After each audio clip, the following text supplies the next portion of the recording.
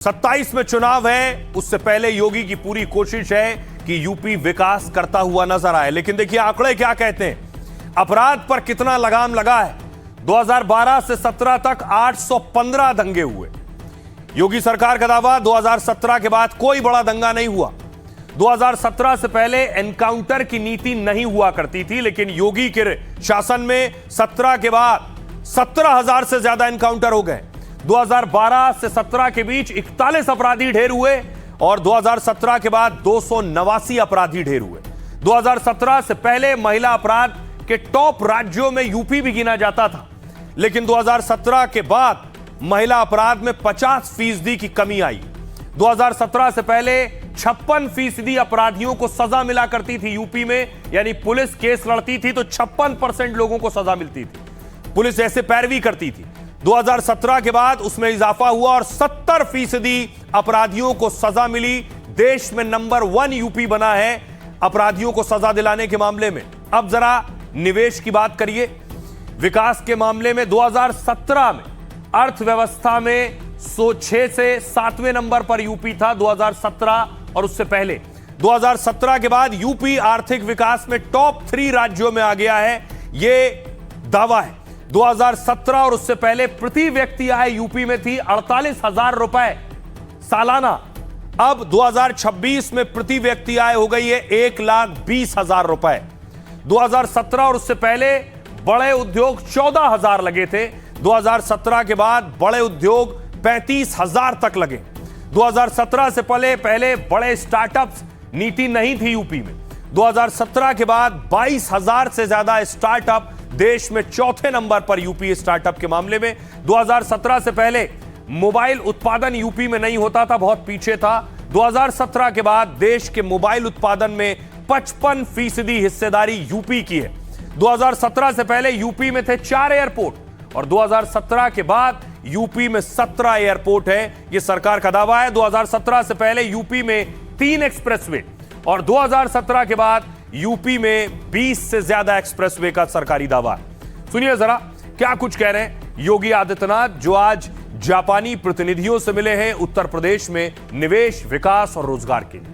Japan land of the rising sun है और Uttar Pradesh land of the Surya Vansh है, land of the Shri Ram है, land of the unlimited potential है। Japan के पास दशकों का औद्योगिक अनुभव है। उत्तर प्रदेश के पास उसे आत्मसात करने और आगे बढ़ाने वाली युवा पीढ़ी है। हम चाहते हैं जापानी कंपनियां उत्तर प्रदेश को अपना सेकंड इंडस्ट्रियल होम माने। आज 2000 करोड़ रुपए से अधिक का स्कॉट कुबोटो परियोजना में लगभग 4000 रोजगार सृजन की जो संभावना विकसित हुई है, यह भारत जापान इंडस्ट्रियल कॉर्पोरेशन का एक महत्वपूर्ण उदाहरण है। स्पार्क मिंडा टोयो डेंसो साझेदारी भी जापानी टेक्नोलॉजी और उत्तर प्रदेश के स्ट्रांग मैन्युफैक्चरिंग इकोसिस्टम के इंटीग्रेशन की संभावनाओं को प्रदर्शित करता है। तो योगी आदित्यनाथ जापानी डेलीगेशन से मिल रहे थे और कैसे उत्तर प्रदेश में रोजगार बढ़े उसकी कोशिश कर रहे थे। दूसरी तरफ मैंने आपको एनकाउंटर की तस्वीर भी दिखाई यूपी की, लेकिन अखिलेश ने भी एक एनकाउंटर की तस्वीर साझा की। अखिलेश एनकाउंटर पर सवाल उठा रहे थे। ये तस्वीरें आप देख रहे हैं। अखिलेश यादव ने ट्वीट किया है कि एक शख्स लेटा हुआ जिसका एनकाउंटर हुआ, पुलिस पहुंचती है, पहले उसके पांव में पट्टी बांधती है, फिर देखिए इतनी देर वीडियोग्राफी हो रही, जितनी देर पट्टी बांधी जा रही है, कैमरे से वीडियो बन रहा है। पुलिस वाला पहले रुमाल बांधता है, फिर उसके नजदीक जाता है, फिर उसे उठाता है और उसके बाद जेब से कारतूस निकालता है। सुनिए जरा पूरे वीडियो।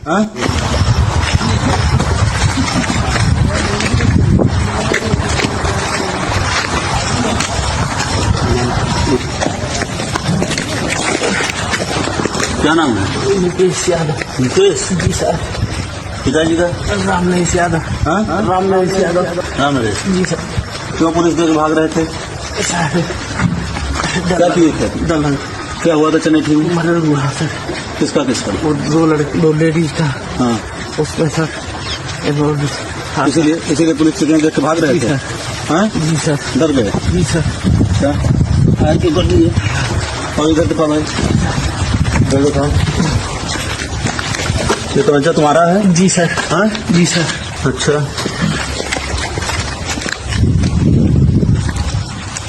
इसमें क्या है राउंड है सर। राउंड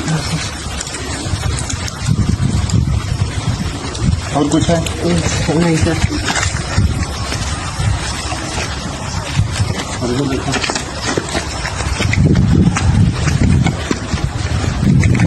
इसमें क्या है मोबाइल किसकी है तुम्हारी जी सर। पकड़ो इसको उधर रखो शुरू करना अब देखिए अखिलेश यादव इस एनकाउंटर की वीडियोग्राफी पर सवाल उठा रहे हैं। उसके बाद पुलिस वाला पहुंचता है स्कूटी तक, स्कूटी में हरी पन्नी रखी है, स्कूटी की गद्दी हटाता है, हरी पन्नी से हरे हरे नोट निकालता है। कर चुका होगा जी भाई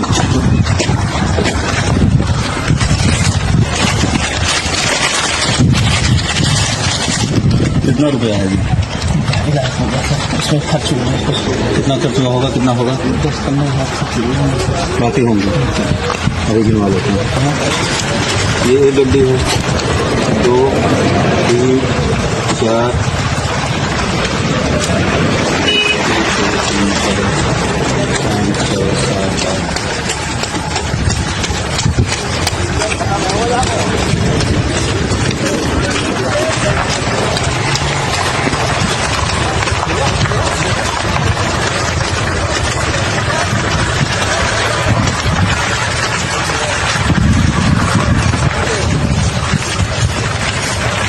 ये 31,000 है कितना है 2 लाख हाँ 50 से 2 लाख 25,000 बाकी कितना खर्च हो गया 19,000। अब देखिए अखिलेश यादव ने ये पूरा वीडियो ट्वीट किया। अखिलेश क्या कह रहे हैं वीडियो ट्वीट करके? अखिलेश लिख रहे हैं उत्तर प्रदेश में फिल्म सिटी की शूटिंग चल रही है, कथा पटकथा लिखने वाले भी पुलिस के लोग हैं, डायरेक्टर भी और वेशभूषा भी, सज्जा वाले भी। अब देखिए जरा अखिलेश यादव इसके जरिए क्या सवाल उठा रहे हैं, क्या कह रहे हैं वो। अखिलेश यादव योगी आदित्यनाथ और उनकी पुलिस को घेरने की कोशिश कर रहे हैं। देखिए यह वो वीडियो। यूपी में एनकाउंटर पर भारी सवाल और बवाल भी हो रहा है। इटावा में 2 दिन पहले पुलिस ने आरोपी के पैर में गोली मारी। एनकाउंटर से जुड़ा पुलिस और अपराधी का वीडियो सामने आया। एसआई एनकाउंटर के बाद आरोपी के पैर में पहले पट्टी बांधते नजर आया। उसके बाद दरोगा साहब बड़ी शालीनता से सवाल पूछते दिखते हैं। फिर आरोपी की जेब से कारतूस और स्कूटी से पैसे निकालते हैं। दरोगा साहब एनकाउंटर साइट पर नोट गिनते भी नजर आए। सपा अध्यक्ष अखिलेश यादव ने इस एनकाउंटर पर सवाल उठाए। कहा यूपी में लगता है फिल्म सिटी की शूटिंग चल रही है, कथा पटकथा लिखने वाले पुलिस के ही लोग हैं और डायरेक्टर और ड्रेस डिजाइनर भी पुलिस वाले हैं। इटावा में पुलिस ने एनकाउंटर के बाद अपराधी को पकड़ा। दरोगा जी ने हाथों हाथ पट्टी बांध दी, सारी पूछताछ कर ली। अखिलेश आगे लिखते हैं शायद थाने तक पहुंचते पहुंचते चार्जशीट भी तैयार हो जाए। पुलिस का स्वांग रचकर झूठ को सच दिखाने का नाटक खतरनाक है। कुछ भ्रष्ट पुलिस वाले यूपी में कानून व्यवस्था को ही अपराधी बना रहे हैं। एनकाउंटर और इस वीडियो को लेकर यूपी पुलिस ने सफाई दी है। इटावा के एसएसपी ने कहा बीएनएस के तहत अब मौके से साक्ष्य बनाना पड़ता है। हमें नए कानून के हिसाब से आरोपियों से पूछताछ करनी होती है, लेकिन यह गोपनीय वीडियो आखिर लीक कैसे हुआ, अब हम इसकी जांच करेंगे, पुलिस ये कह रही। आइए आपको सुनवाता हूं, सुनिए जरा योगी आदित्यनाथ और अखिलेश यादव। भाई अगर सामने वाला व्यक्ति कानून से भयभीत नहीं है तो फिर उसको कानून के दायरे में ला करके कानून की भाषा समझाना तो फिर तात्कालिक परिस्थिति हो जाती है। बहुत बार लोग टिप्पणी करते हैं कि पुलिस ने गोली क्यों मार दी। अगर पुलिस गोली ना मारी तो क्या पुलिस गोली खाए? अगर उस अपराधी को गोली चलाने की स्वतंत्रता है तो पुलिस के पास भी हमने इसलिए पिस्तौल दी है कि वह भी उसके सामने उसका मुकाबला करे। अपनी धाक बनी रहे, धाक से लोग डरें, इसलिए उत्तर प्रदेश में एनकाउंटर किए जा रहे हैं। इतनी खराब पुलिस कभी नहीं होगी जो इस सरकार में हो गई है। जाति धर्म देख करके एनकाउंटर करवाती है, इससे प्रदेश का सामाजिक सौहार्द बिगड़ता है। फर्जी एनकाउंटर नाकाम सरकार की पहचान है। पुलिस केवल पैसे देख रही है और सुनने में आया कि हथेली गरम तुरंत पुलिस नरम।